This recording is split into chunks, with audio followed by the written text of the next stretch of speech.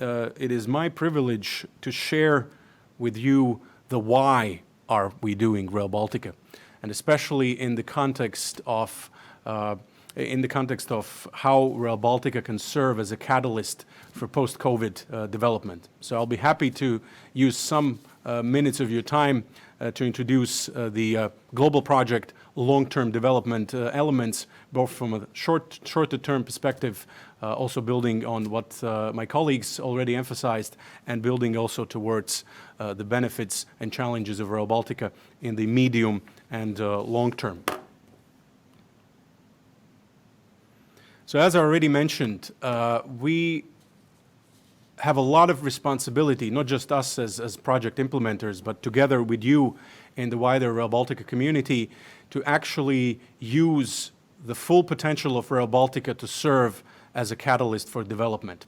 With or without COVID, this is a major opportunity for Baltic States, for Europe and beyond. But COVID, the challenge that we as humanity are facing, also here in the Baltic States, in Europe and beyond, puts additional emphasis on how important such a mega project, such an all-encompassing platform of development has. And that's why I wanted to emphasize that most of you who are active or have experiences in the field of infrastructure know very well and have experienced the anti-recessionary nature of infrastructure spending. So a little bit of economic or macroeconomic theory, it is quite clear that the multipliers, in other words, the additional aggregate demand or national income in the economy spurred by public investment, especially in infrastructure, usually leads a high level of multiplier, all the way up to a multiplier of 2, both for the spending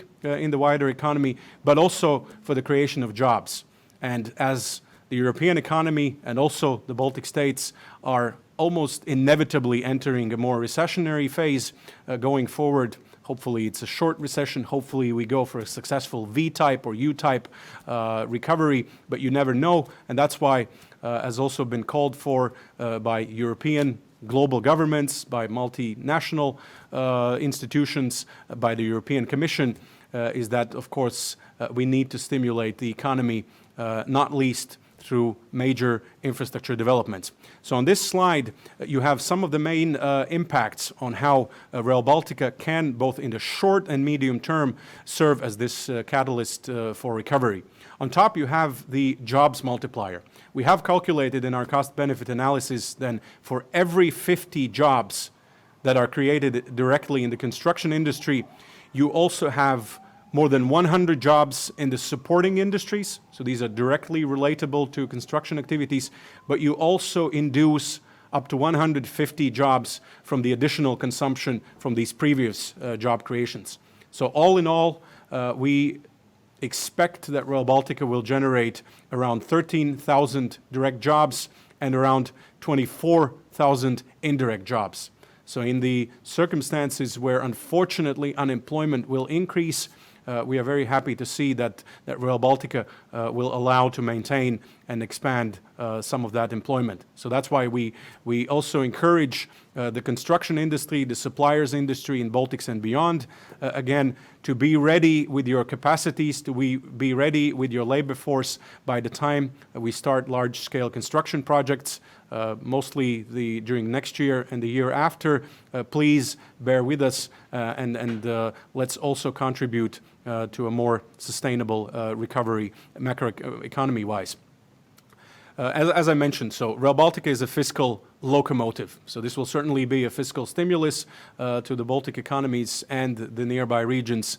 One very important message out there for policymakers, for companies involved, again, Rail Baltica is not just a railway construction project. And in this post-COVID environment, we will learn that even more extensively, because Rail Baltica is, of course, the opportunity to derive a lot of synergies, because we are developing a Greenfield corridor, and in that corridor, it is very important that we synchronize and mobilize any other types of infrastructure investments that we can make. And I'm talking about, for example, digital infrastructure, 5G. Rail Baltica corridor certainly allows for an accelerated deployment of 5G networks across the 3 Baltic states. Also bringing rural broadband connectivity, which is very important from regional development point of view. At the same time, of course, Rail Baltica will connect most important critical transport and logistics nodes in the 3 Baltic states and beyond. So it's very important to synchronize the development of those multimodal nodes, be that the seaports, the airports, the regional freight stations, intermodal facilities. We need to develop those in sync with the development of the Rail Baltica mainline. The same goes for industrial development. You know, we are not building the freight terminals just for freight transshipment. There are also excellent hotbeds or excellent geographical and geoeconomical locations for the development of industrial activity. Both when we talk about the 3 primary freight facilities that we will have with primarily international freight flows, but also importantly the regional facilities. So this can provide the additional impetus to regional and industrial development, and also of course contribute to the sustaining and further increasing employment opportunities in the regions. European Green Deal, it has been mentioned, it has been also endorsed by Madam Commissioner. We know that in order to achieve climate neutrality by 2050, the European Union is undertaking to achieve a 90% reduction of transport emissions. So Rail Baltica as a Greenfield project is excellently placed to capitalize on these trends. Also enabled by sustainability technologies, by digitalization, by multimodal integration. And one important tool that we can have, and this is also a tool on how we can further integrate the startup communities of the Baltic states and the nearby regions, the universities, the relevant government agencies, is by promoting innovation. So innovation both in the area of logistics, in passenger connectivity, in environmental sustainability, in 5G and digital development, industrial development is the name of the game. And also in the short term, as we also encourage the startup communities to see Rail Baltica as an opportunity, this is very, very important. Then taking kind of a more longer-term vision on Rail Baltica as an economic corridor. You know, if today we had to go back to the drawing board, there's one important concept that we would emphasize, and that we have emphasized from the very beginning, is that Rail Baltica is a greenfield opportunity. We have met many friends across Europe and beyond, the established infrastructure managers, railway undertakings, logistics operators. All of them are oftentimes envious of Rail Baltica, that instead of dealing with the complexities of brownfield sites, of creating different interfaces between often obsolescent or quickly becoming obsolescent technologies, Rail Baltica can do things right from the very beginning. So understanding and realizing the potential for the greenfield opportunity that Rail Baltica creates is very important, and even more so during the current times characterized by uncertainty regarding the epidemic. So one of the major pillars of an economic corridor, Rail Baltica, is of course seamless connectivity. That is why we are developing Rail Baltica from the mobility and connectivity point of view. The seamless element is absolutely critical. And in order to achieve that, we have to think about standardization, we have to achieve full and optimum interoperability, and we need to be able to deliver an infrastructure that's safe and reliable, both for the multimodal integrated passenger services. And again, we're not selfish, we're not just branding railway services. Rail Baltica should be part of a wider web of multimodal connectivity for passengers and for freight. So every mode has an important place in the wider transport ecosystem, and Rail Baltica is simply filling in the missing link of the railway capacity. But at the end of the day, of course, we should think of door-to-door connectivity for people and for freight. Labor mobility and access to healthcare and education. By delivering Rail Baltica, clearly we will contribute towards a more dynamic Baltic economy and those of the nearby regions here in Northeast Europe. Travel time savings and integrated timetabling. Already today, most of you are traveling, or your traveling is eased by digital means, by moving towards mobility as a service. Yes, we are taking the pause from our travels these days, but going forward, we will have to find ways of optimizing our travel, maybe in a new environment, maybe in the environment where new habits are formed. And of course, first and foremost in those habits will be the ability to digitally and seamlessly connect. Next critical pillar is the catalytic nature of Rail Baltica. Rail Baltica should enable opportunities for investment, and not just the 6 billion investment generously co-funded by the European Union, but first and foremost also investment by the private sector. We're talking about the real estate development in and around the international stations, in and around the regional stations, in and around the intermodal facilities. We're also talking about urban development, urban regeneration, rural development. All of these should be enabled and synchronized with the development of Rail Baltica. And over the long term, this will lead to a more competitive trade profile for the Baltic States and other regions connected to the Baltics. It will expand our common market.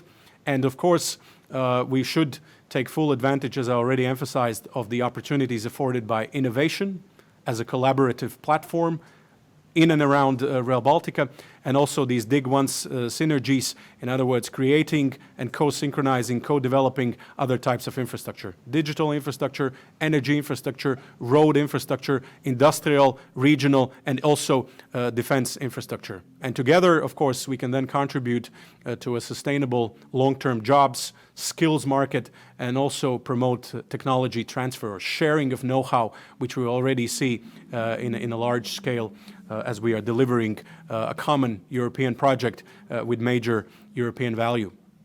The third plank is a well-functioning market.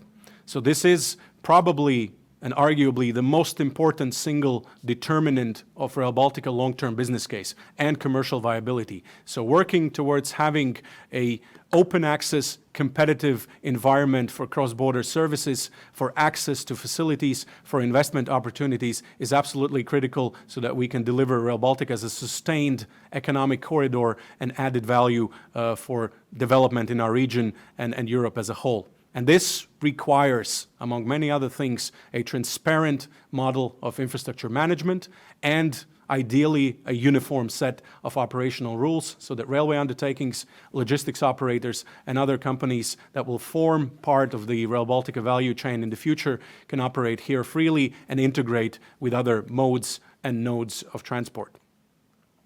Rail Baltica economic corridor, not just its railway component, but the corridor at large, should also be green and sustainable. So our vision about zero impact for the future operational railway is very optimistic, it's very ambitious, but it's perfectly in sync with the European Green Deal. And we have a very strong commitment also here in our team to see how we can maximize these opportunities. And here we talk both about the leveling of the playing field between the different types of transport. This will lead over the medium term to modal shift of some of the freights to rail, but it certainly doesn't mean that other modes will become less important. At Rail Baltica, we share the philosophy that Rail Baltica is an integral member of the wider transport community, and we believe in modal integration, both on the infrastructure level, but very importantly also in the future commercial level. We also have to support different alternative energy options. Yes, we talk a lot about electrification that deals with the future clean traction power for railway services, but equally importantly, we should also see how other types of renewable energy sources can be used for Rail Baltica. The principles of circular economy, the principles of sustainable and open IT and telecoms infrastructure, all of these should underpin the development in and around Rail Baltica, and perhaps also extensively using the opportunities of green public procurement, which of course as part of the European Green Deal will become very, very important. And finally, Rail Baltica needs to be smart and future-proof. You heard already in our previous presentations that we are, of course, working very hard to finalize our designs. for the main line, for the point-type objects as service facilities. We want to make sure that these are highly functional designs which deliver the benefits and enable the benefits and functionalities for the future. We must put in place state-of-the-art railway systems. We are working very hard on our electrification system, on our signaling system, command control systems. Maintenance optimization is important, and it's important that we already today think about the life cycle management of that infrastructure and build all of these advantages into our designs so that we can also strengthen our business case and strengthen the commercial viability of this infrastructure. We need to be digital native from day one.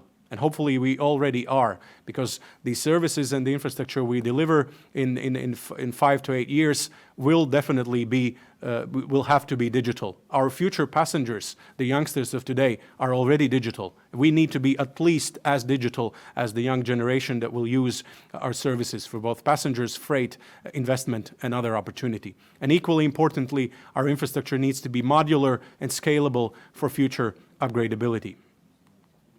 So the 3 buzzwords: sustainable, multimodal, digital, not just referring to the railway portion of Rail Baltica, but the entire Rail Baltica economic corridor.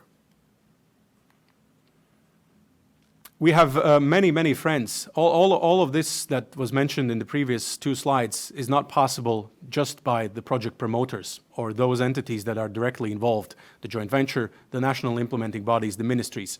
We need friends. We need long-term partnerships on the institutional side, on the supplier side, on the future operator side, and I'm very happy that we have built a very strong and tightly knit community of partners with whom we are working together to achieve and unlock these short, medium, and long-term benefits.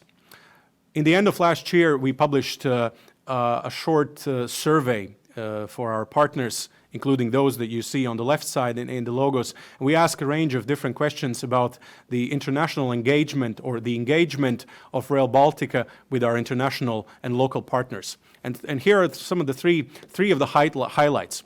It was the respondents strongly agreed to the statement that Rail Baltica promotion activities directly contribute to supplier interest and engagement.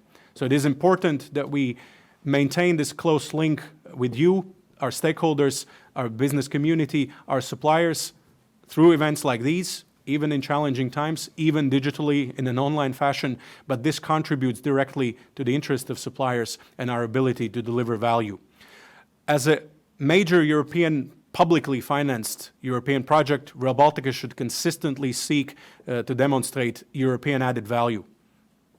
Almost all of the respondents either strongly or agree to such a statement. And this we also see reflected in our discussions, that of course it is up to our cooperation to deliver these important benefits, not just for the Baltics, but for European Union at large. And going forward, we are also very happy to take your feedback as to what kind of activities, in your view, best contribute to this closer engagement with our wider partnership community. So we will continue, when times normalize, our important engagement in different international events. We will continue our very successful series of roadshows, both outgoing and incoming, which also allow us to benchmark best practices across Europe and beyond. We will also continue to organize supplier seminars. We will provide targeted email communication with you, especially around the times of relevant tenders. As Mark emphasized, last week we had a very successful first round of discussions with the potential suppliers of different superstructure components and elements. Either you were part of those discussions or you were not, in no way limits your possibilities of competing when the actual tenders are published. But at the same time, I encourage all of the interested companies to actively use this opportunity to engage directly with our team, because your feedback also helps us produce better technical specifications, better procedures for procurement, because at the end of the day, we remain, as Christian emphasized, very committed to a fair and transparent procurement process, because that is something that delivers values for Rail Baltica and also for the wider community of our friends and partners in the supplier sector. And I want to end on this picture. As many of you know, this is a constantly evolving picture, but one that best summarizes the European nature of this project. There are many flags. There are few flags that are still missing. We are working hard to add those flags, but I'm happy to see that Rail Baltica is a true European endeavor. There are many, many different companies from all across Europe working hand in hand with more than 100 Baltic companies to unlock value and to deliver benefits as we jointly develop the project of the century for the Baltic States and Europe. So with that, I want to conclude.